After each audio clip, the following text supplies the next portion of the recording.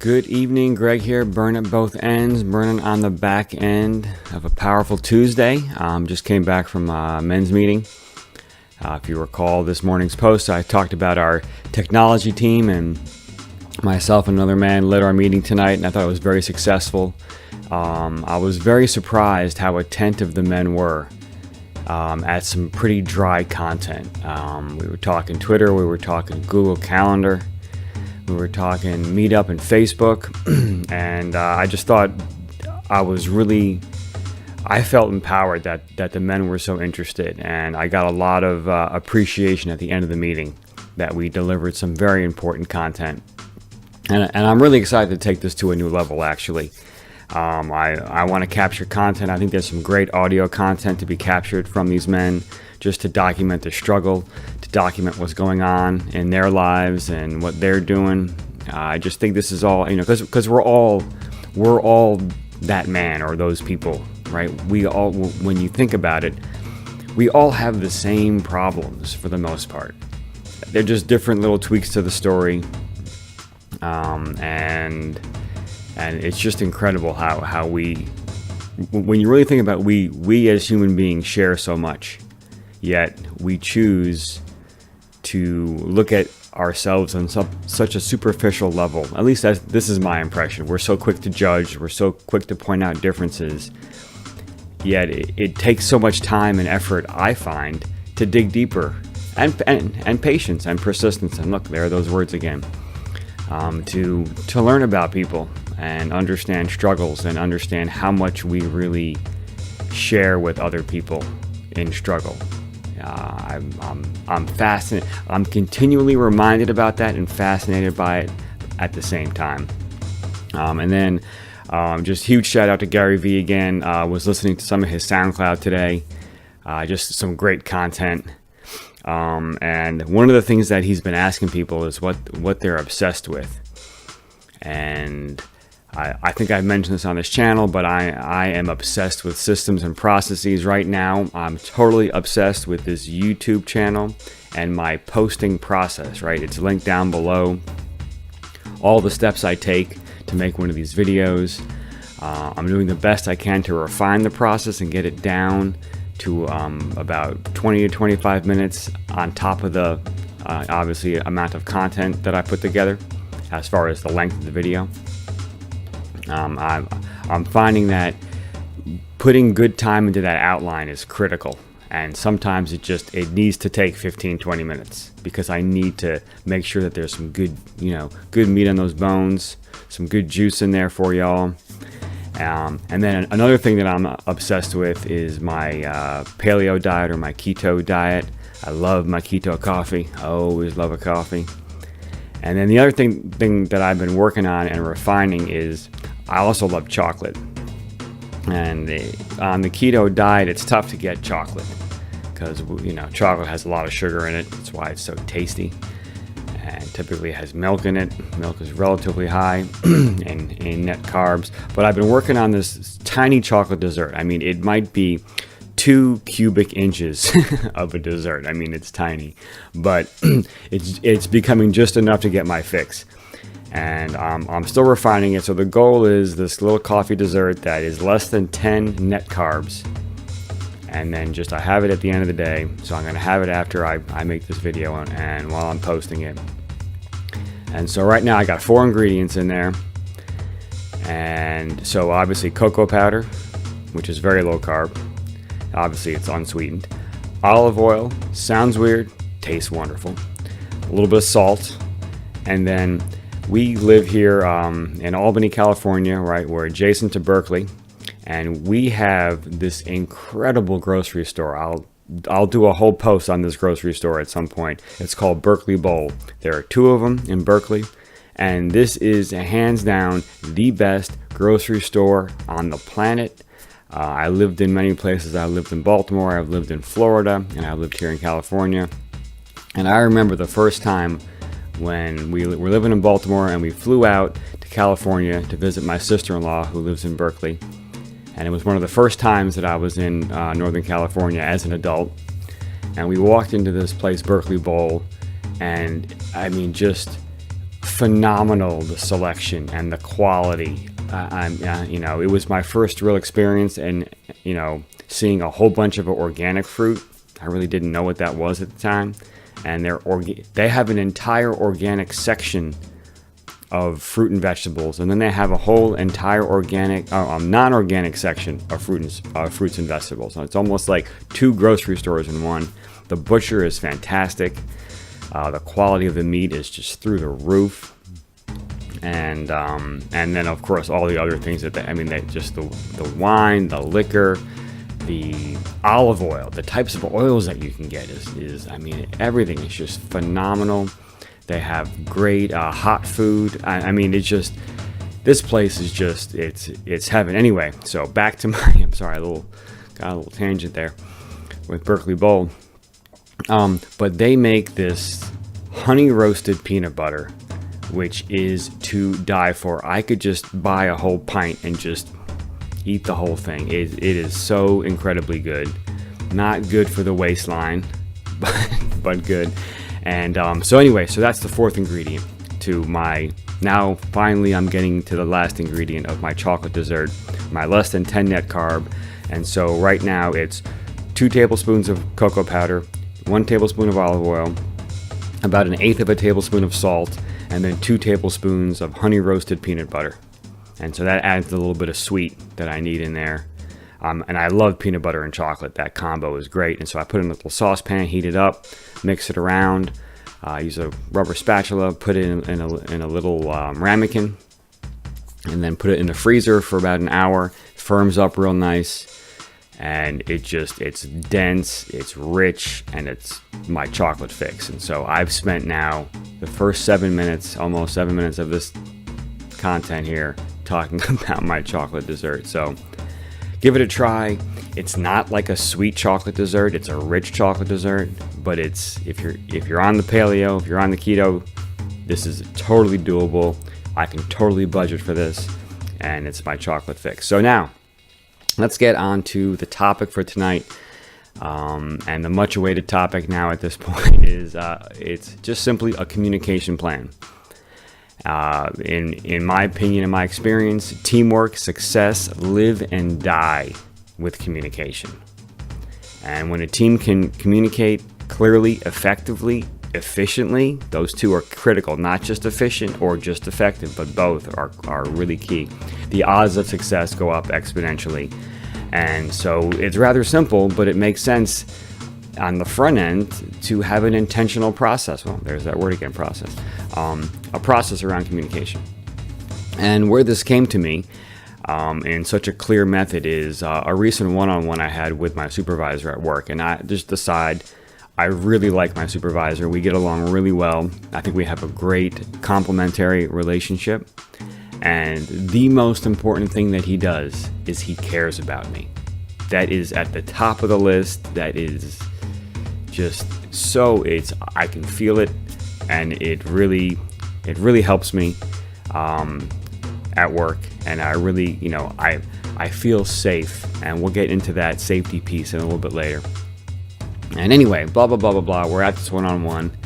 And we have it every 2 weeks just to make sure that we talk about career development and what's going on and plans and things like that. So that way, we're intentional about what it is we're going about at work and my development, and I really appreciate that.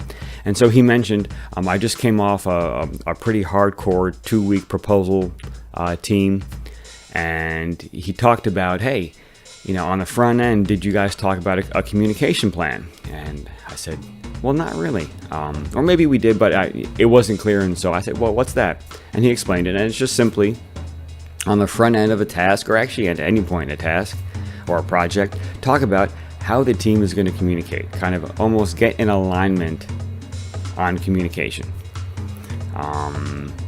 What platforms, how is information going to be, brought to the team?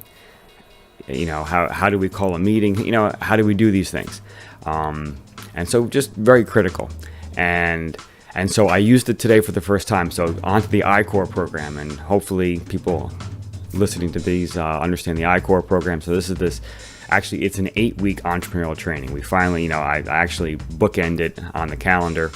And so it's a week of training on the front end, a week of training on the back end, and then 6 weeks. I said 5 before, but it's actually 6 weeks of customer discovery interviews to understand if our technology has traction in the marketplace. And also, we're really going to use this to direct research for developing our technology. It's actually rather early stage right now. And so it is rather critical. It's not just an exercise to have fun and to do lots of work. We are going to use it for a proposal that we're writing this summer for funding coming up this fall. And so anyway, so back to the I-Corps. So the I-Corps team is me. I'm the entrepreneurial lead. We have a principal investigator who is a scientist at the lab who really helped develop the technology and understands it. And then we have an industry mentor, someone outside of our company that is more on the business side of things that can help us, understand the results of the interviews and navigate the waters and understand where to go next and help us develop this business plan. And so anyway, so today we had our first Google Hangout. I'm all in on Google. I'm going to do a whole post on the Google G Suite and how much I love it, and especially Google Sites, hint, hint. And so saw him face to face for the first time through Google Hangout. It was very cool. So it was the three of us, and I was sure to mention a communication plan. And I was so glad that I did, because and it's simple. This is not difficult. This is very easy, because typically email is the main communication tool, which we agreed upon. Now I have my problems with email. I despise it on so many levels. But as far as transmitting information, it's fantastic. Details, not opinions and so much. Feedback is tough unless it's like specific feedback about, sometimes in engineering it can be pretty black and white, and it's like, yeah, these are comments on that fabrication drawing, and it's very black and white. It's not subject to interpretation, because that's where it gets dangerous with email. But anyway, so email is the hub for information. Obviously, Google Calendar is the hub for meetings. And then, I'm always big on some real quick kind of way to communicate. Of course, text message speaks to me as that thing. And I'm glad I asked, because our mentors say, well, I'm really not good with text messaging. I'm all thumbs. I just can't really do it that well. But then he said, but I'm willing to try. And so what we decided on is we'll make text messaging just yes or no types of things. Simple things to answer to. So that way we're not like getting into like 3 paragraphs of responses. But I mean, as simple as that was, it was great that he was vulnerable and honest about it. And then I thought it was really cool that we just came back with a very simple solution. Well, let's try it, and let's try it using this method. And so therefore, when we get into the project and we're getting slammed by work and like tensions are high, we'll all know how we use text messaging. We will know when we switch to email. So that way I'm not texting him expecting some long answer and not getting it and getting annoyed. Stuff like that. So, and also just overall, and this came from Russell Cox, my original business coach back when I started my aerospace startup, is he said, his recommendation was, talk about these things when there is no fire, right? Talk about it when you're not hammered with stuff, when everyone's calm and chilled out. Because when tensions are high and you're in the flow and you're just crushing it and things go sideways, that is not the time to try to figure out, hey, how should we communicate about this, right? We should have already decided upon that, and now it's just execution. So anyway, so it's very simple to bring this up. It probably took 2 minutes to talk about, but at the same time, important data points to establish for the team on the front end so we can have a successful I-Corps. And now I'm going to circle back to the one-on-one with my supervisor, because as I was making this outline, I realized how our one-on-one is part of our communication plan. And one of the cool things about my supervisor is that, we really work hard on communicating with each other.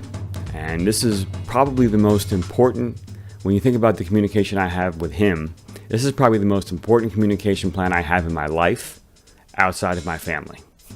right? Because work pays the bills. I'm really lucky. My wife works as well, but we live in Albany, California.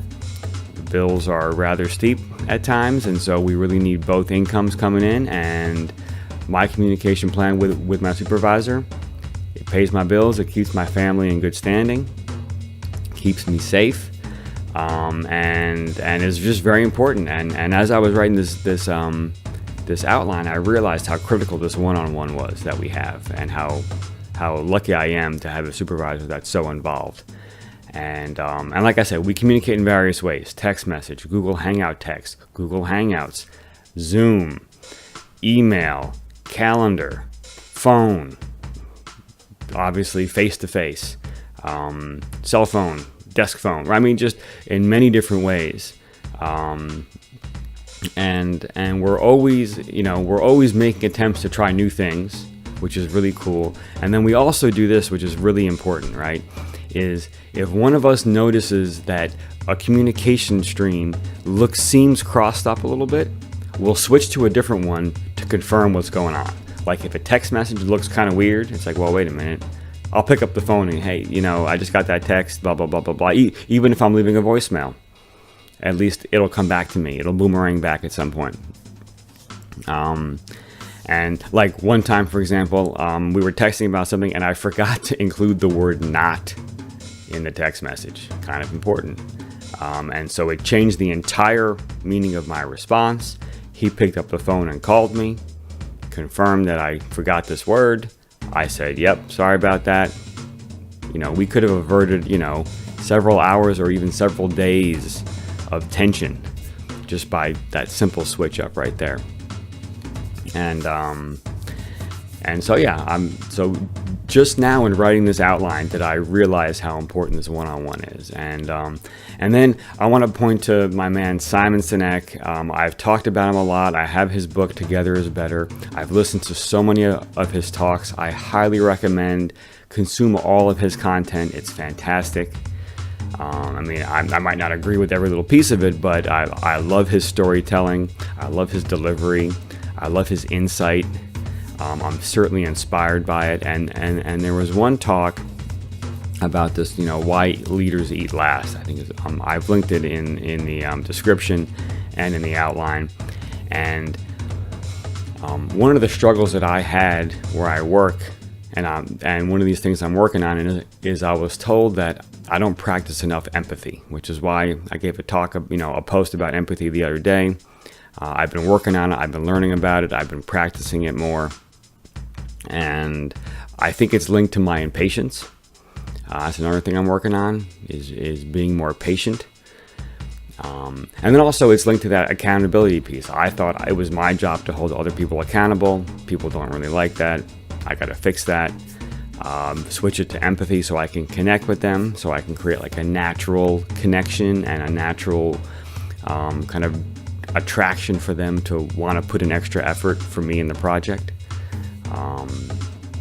So he hits this piece at about 41 minutes where he begins to explain. I think it's cortisol is the chemical in the brain. I forget exactly, but go to about 41 minutes. He begins to explain about this one chemical and how it blocks other chemicals of the brain that help with empathy.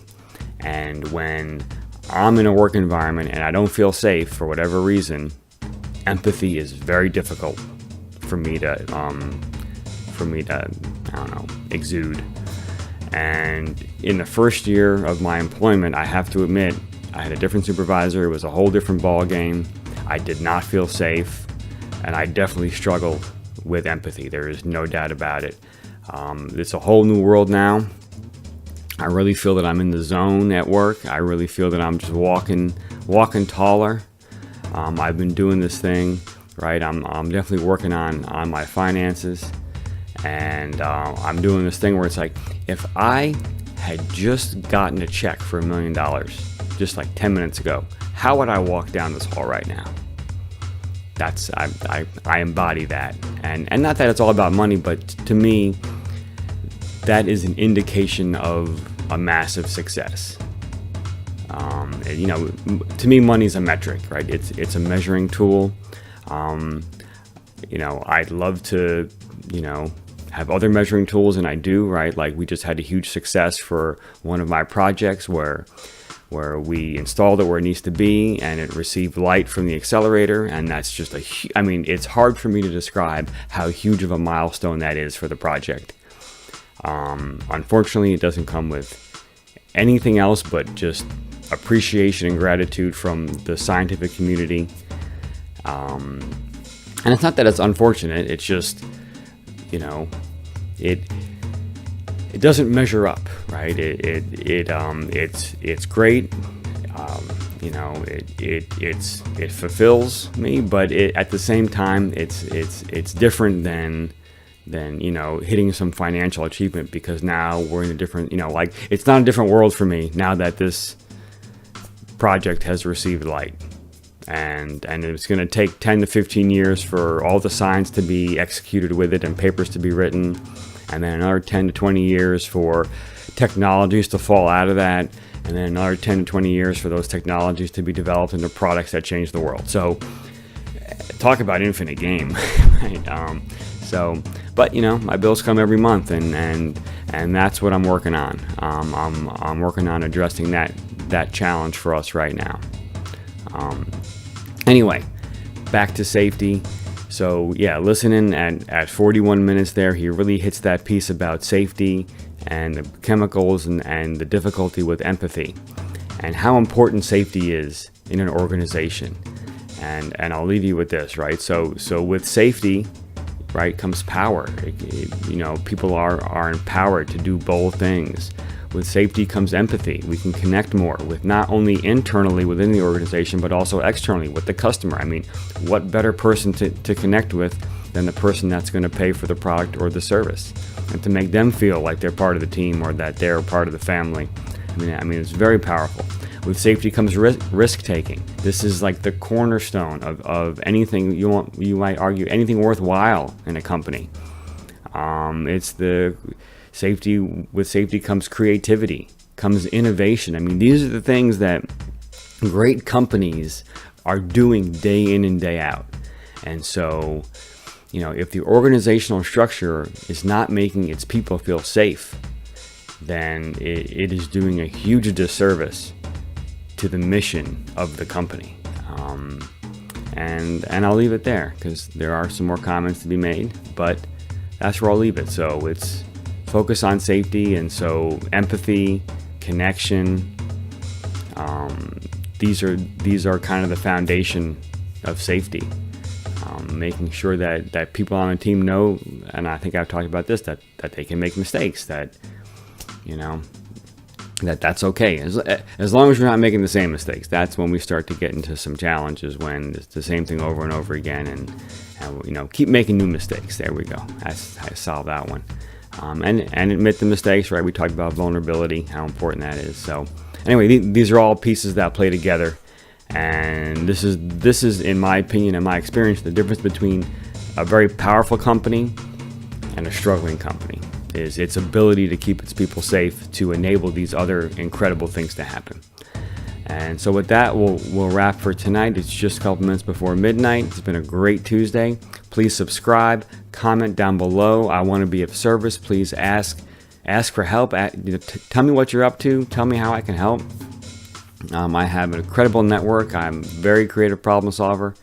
Would love to help, and doesn't matter where you are in the world. I'm sure that we can figure something out. If you like the beats, right? The beats in the background, that's my alter ego G Money. I've been drumming for a couple of decades now. I write drum music for drum sextets and quintets and septets, and so if you dig the beats, there's a link in the description. Check them out. And then I've also linked a bunch of motivational talks that just have inspired me, kind of got me on this path. Huge shout out to Gary V. Thanks for asking me about what I'm obsessed with, even though you didn't technically ask me, but you asked your other people and got me thinking about it, so I appreciate that. And this might be the longest post so far. So anyway, I will wrap there. Y'all have a great night, and we'll see you in the morning.